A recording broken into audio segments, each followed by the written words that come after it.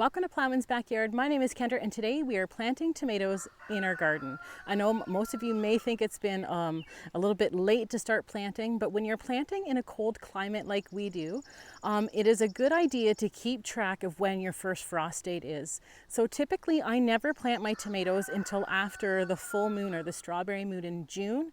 This year it's a little bit late. I think it's about the 21st of June, which puts us way behind in our planting. However, I've looked at the forecast for the next little bit and we are good to go today. Typically, I would say the second week of June. You're pretty good about the second week of June if you wait till then. So with us here in Canada, planting in a cold climate, you want to make sure that you're choosing the right tomatoes for your location. So some tomatoes can go all the way up to 80 and 90 days to maturity. But if you're like us and you're looking at, somewhere between 60 to 70 days to grow your food, you may want to look for a tomato that has shorter amount of days to maturity. So typically I look for anything around the 40 to 70 days. Preferably, I like the 60 to 70 day, like max is 70 days. 60 days would be prime for me in this location. And you can find that out by, especially if you're doing your own seeds, ordering your seeds through catalogs or online. Typically, if you go to the store, most of the time when you're getting, your tomatoes from like a big chain like Canadian Tire or Walmart, you're not really knowing how many days to maturity that tomato plant is. Now, if you buy in around your location, you should be safe enough to plant those tomato varieties. But I like to start my tomatoes from seed indoors well in advance. So it gives me the opportunity to go through all those catalogs and all of those websites and finding the days with the least amount of maturity. So if you're looking around like a 40 or a 42 day tomato, you're really looking at a smaller type of tomato. So the longer the season, usually the bigger the tomato is. It doesn't mean that you're restricted to only having small tomatoes in your cold climate garden. For instance, this one here, this is just a regular beef steak, and I actually got it from Tomato Fest, the seeds. So this is around, I want to say, the 60 to 70 day mark, and they get to be a fair sized beef tomato. And then I've got another tomato here. This is one of my favorites. As you can see, they kind of went wild waiting for me to get out and start planting. But this is a black from Tula, which is another favorite of mine. It's actually a really decent sized tomato, but again, it's not going past that like 70 to maybe even 72 days. And you can also extend, like if you're wanting a tomato, there's a few of my favorites that are like beyond the 70 days, like into the 80s. And you may want to have a greenhouse for those. But from what I'm showing you today, anything around this 60 to 70 day mark to maturity, they are totally fine to plant outside, to go to maturity and ripen on the vine outside. So we have a greenhouse back there that we use for a few years, and I would always put my tomato plants and my pepper plants that would take a long time, and I would put them in there. But I'm going to tell you, for the last few years, I haven't used it because there's been damage from over the past 2 winters, so I haven't used it the last 2 years. And as I had said in a previous video, we're actually thinking of taking that down this year and maybe moving it to a new spot, but we'll see. But so the last 2 years, I have been growing my tomatoes outside with no issue to full maturity. And even before that, like we've lived here about 8 years, and I want to say for at least the first 4 years, all my tomatoes were planted outside, even my peppers. So it is possible to grow things to maturity in a short season or a cold climate area, especially in Canada. One good tip that I have, if you are in a cold climate area, or if you're in Canada and you're wanting to plant tomatoes, or if you're living in the north, basically you want to start your tomatoes early on. Perhaps some people like to do February, some people like to do March. I tend to do mine around the end of March, within the first 2 weeks of April, and this is what I get. Like they've gone above and beyond what really they should grow. So that's the first step, is planting them early in the season, in the winter, before the spring, so that they have a chance to actually finish up when they go outside, and with your, having those extra days of maturity. So planting them early is really the key when you're living in a cold climate. The next thing that I will recommend is making sure you plant them really deep.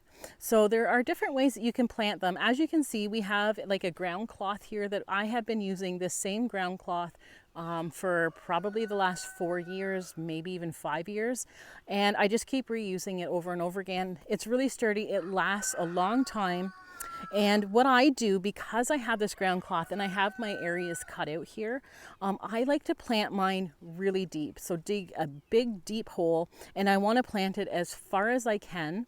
So basically what I'll be doing, and I'll show you, I'll be stripping most of this off and hopefully planting a good chunk of this into the ground. That's going to help that root system really develop, because basically all these branches and leaves that I strip off, basically the whole way that this thing goes up, all the way up here, you're gonna, all these different nodules, you'll see that there's little bumps on your stems.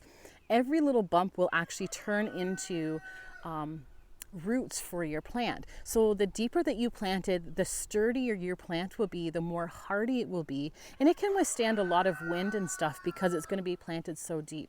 So if you plant your tomato plants shallow, there is a greater chance that, you know, as the season goes on, as the storms come on, that it's just not going to adapt well or be strong enough with your environment and the winds. Sometimes we get hail with some of the storms that come through, and you're wanting that plant to have a solid root system. So planting it deep is really the key.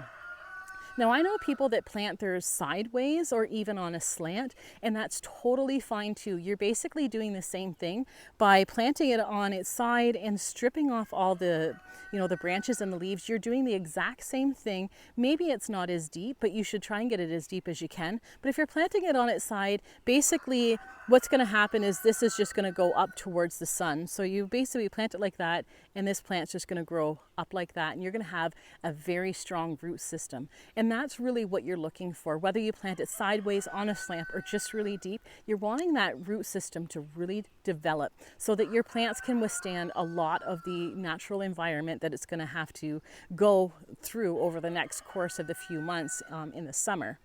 So basically when I do transplant or plant my tomatoes into the garden, I always purchase basically like a food grade type of Epsom salt. So you don't want this to be scented or anything like that. Just regular Epsom salts. You can get them just about anywhere.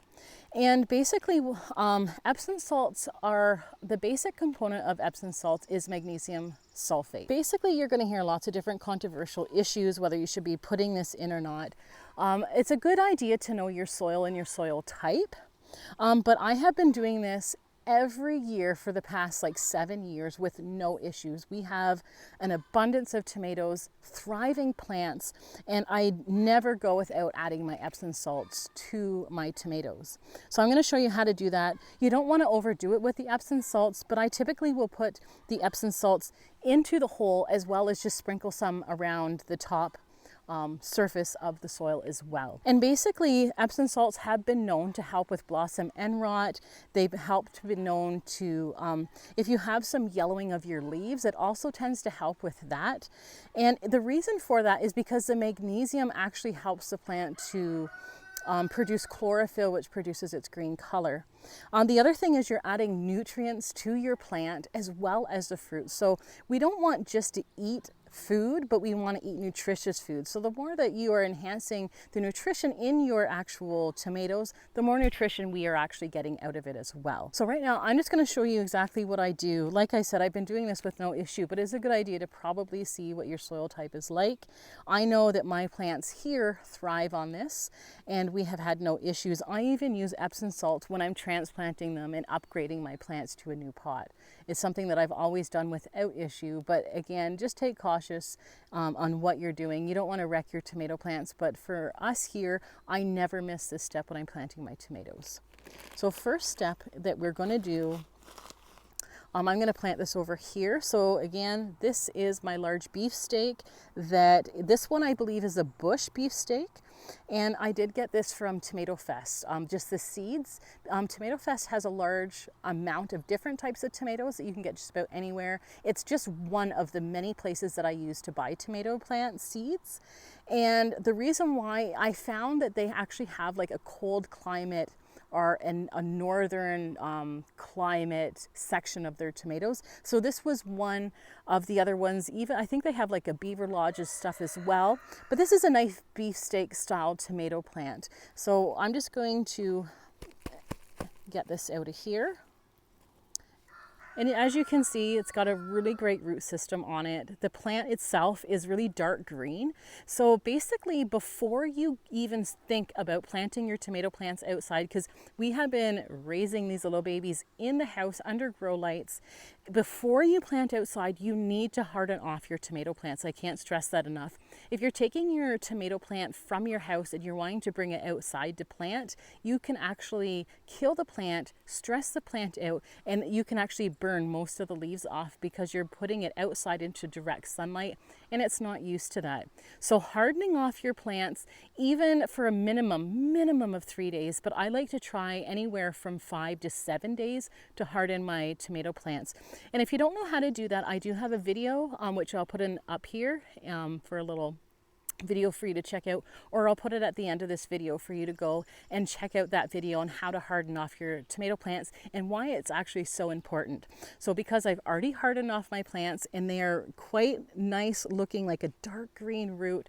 So basically what you're going to notice is that when you bring your plants out, they can be a really pale green color, and that's just meaning that they are not ready to be planted outside. You want your tomato plant to really get those dark stems, those dark leaves, and then you know that it can withstand the heat of the actual natural sun. So now that being said that, I'm actually going to go ahead and I'm going to strip down as much as I can, and you're not harming your tomato plant at all. Basically what you're doing is you're removing the need for the plant to supply these branches with nutrition, so that the nutrition goes from the roots into the ground. Obviously the nutrition comes from the ground, and you want it to go to the top of the plant to produce more growth at the top of your plant, and also produce good, nutritious and hardy tomatoes. So we're taking these off because these things don't need nutrition. They're not going to produce tomatoes, and they're pretty well just going to go underneath the ground anyways. Now that being said, you can see here that these little nodules you can see here. So this here is just a regular little leaf, and above it there's another one, and this is what you call a sucker. So if you remove these leaves anyways, and I do this all the time, I don't need this, even though it's beautiful looking, we don't need it. But this little sucker here, this will produce another tomato plant. If we take this off and plant it directly into the ground, we will get a whole nother tomato plant of this exact same variety. So never get rid of these. Always go ahead and plant them in another spot, because these are really great to start, and they're already started. You don't need to start them out. But I'm going to leave this on here for now, and when I find if I still have room, I'm going to come off and I'm going to take these suckers and plant them into the extra holes. So it's really, I've got 2 tomato plants here that will give me 2 of the exact same variety of tomatoes. So I've stripped that down. I'm also going to take this one because it's hanging down like this, and you don't want any of your leaves to be touching the soil because they will get brown as they are. So this one's got to come off as well. And as much as we don't want to see that one go, it's going to be hanging on the dirt and getting full of water, and we don't want that either. So this one, fortunately, it's coming off. So basically when I'm planting, my tomatoes should look like this. And this is where you can either choose to plant on its side, on a slant, or just deep, which is what I'm going to do because I have this hard work, like this ground cloth that I'm using. So I'm going to go ahead, I'm going to dig my hole now. I'm just going to lay that down so the poor little guy doesn't break. And I want to make sure that I'm planting this tomato plant as deep as I possibly can. Again, just to establish that wonderful root system I'm looking for.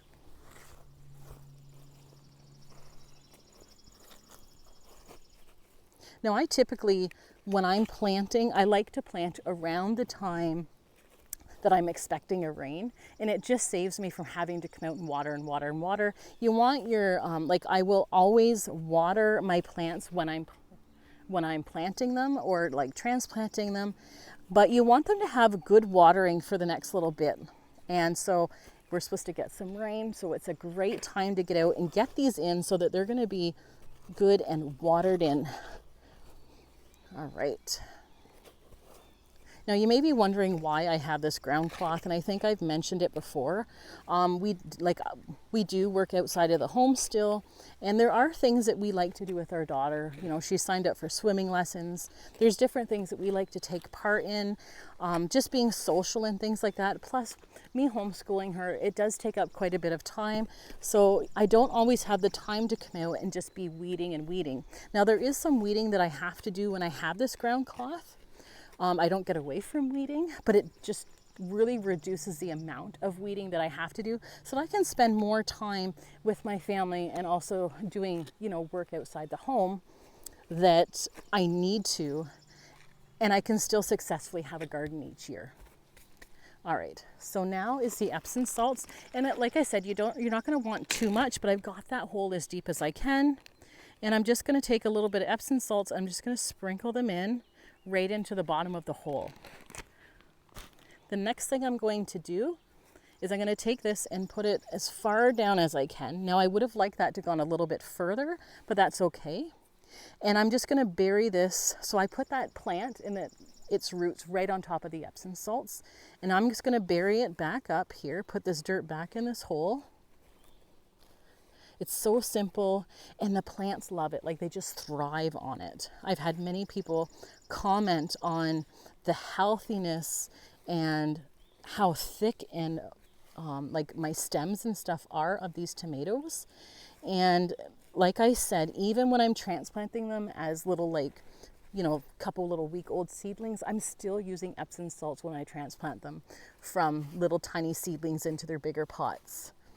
And I've never had an issue. And I'm using, you know, store-bought soil. So anyways, that is how easy it is to plant. You can see it looks really great, and it looks a lot smaller in the hole than it did here. So now I like to use little popsicle sticks, and I write what they are. And I just take this popsicle stick that was in the container, and I'm going to put it here so that I know what it is. So when I go and collect seeds from it, I can remember what it is from year to year.